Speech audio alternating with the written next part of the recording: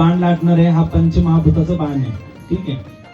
बाणावरती ज्योत जळ भक्ताचं विघ्न टळ असं जगदंबेचं उद्गार आहे. 5 मीटर मांजर पाट, त्याच्यावरती आपण 5 मीटर लाल कापड हे असे आपण घेतलेले, त्याचे 6 तुकडे करून घेतलेले.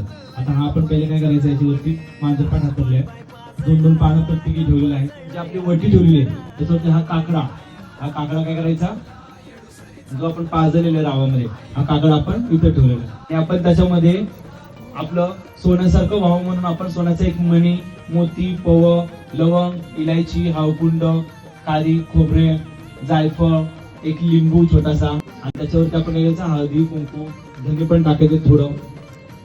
धन आपल्याकडे चांगल्या प्रकारे टिकून द्यावं म्हणून आपण काय करायचं, धन टाकायचं. तांदूळ टाकायचे थोडेसे.